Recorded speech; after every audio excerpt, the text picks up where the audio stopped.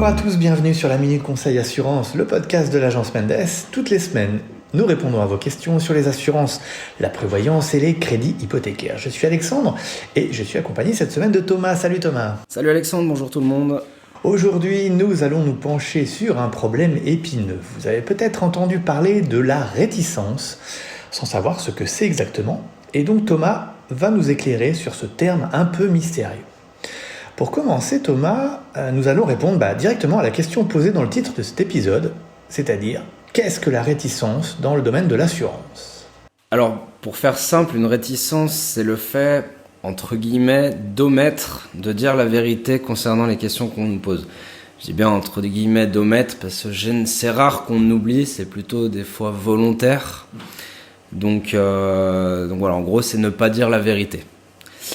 Cela peut être d'ordre médical, donc en ce qui concerne le questionnaire médical, par exemple dans l'assurance maladie ou dans l'assurance vie, d'accord ? C'est ne pas dire que j'ai telle ou telle maladie ou que j'ai eu tel ou tel problème, d'accord ? Mais ça peut aussi être lorsqu'on veut souscrire une nouvelle assurance véhicule et puis qu'on oublie ou qu'on ne dit pas qu'on a eu un sinistre il y a 6 mois ou il y a 1 an, d'accord ? Donc, pourquoi ? Parce que ce soit en assurance maladie, en assurance vie généralement aussi, mais aussi en assurance voiture, on a tendance en Suisse à se baser sur la bonne foi des gens.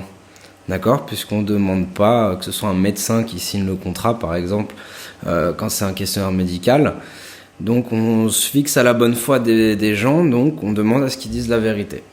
Et ne pas dire la vérité, c'est donc faire une réticence. D'accord. Alors du coup, quelles sont les conséquences pour moi et mon contrat ? Alors les conséquences, c'est déjà une résiliation immédiate du contrat, lorsque la compagnie, bien évidemment, s'est rendue compte de la réticence. La compagnie, elle s'en rend compte généralement parce qu'il y a une demande de prestation. Donc du coup, évidemment, la prestation n'est pas couverte.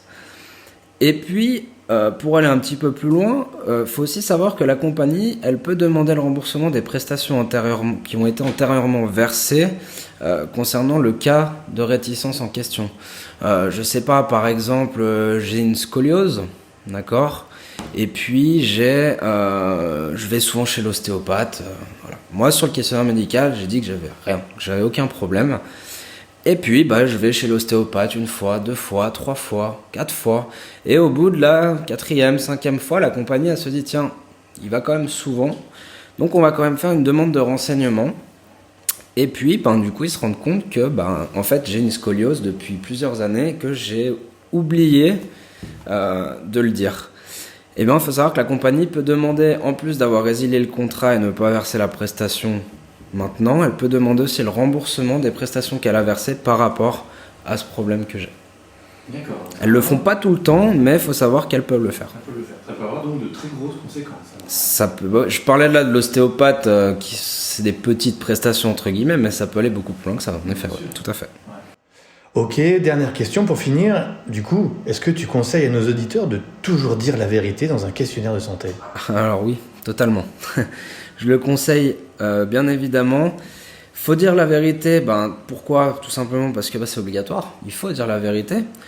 Et c'est tout simplement la règle en fait. Donc quand il y a des règles, c'est un peu comme dans tout, faut la respecter.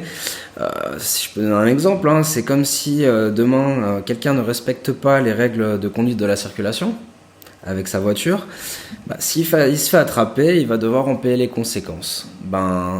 Au niveau de la réticence, c'est exactement la même chose.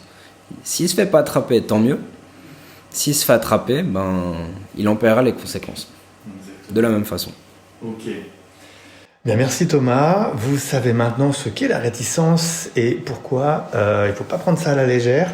Dire la vérité dans votre questionnaire médical, ça pourra certainement vous sauver par la suite si vous avez un sinistre. Thomas, un grand merci pour tes réponses. Avec plaisir. Je vous rappelle que vous pouvez vous abonner à nos podcasts sur Spotify, Apple Podcasts, même Deezer. Vous ne loupez comme ça aucun épisode.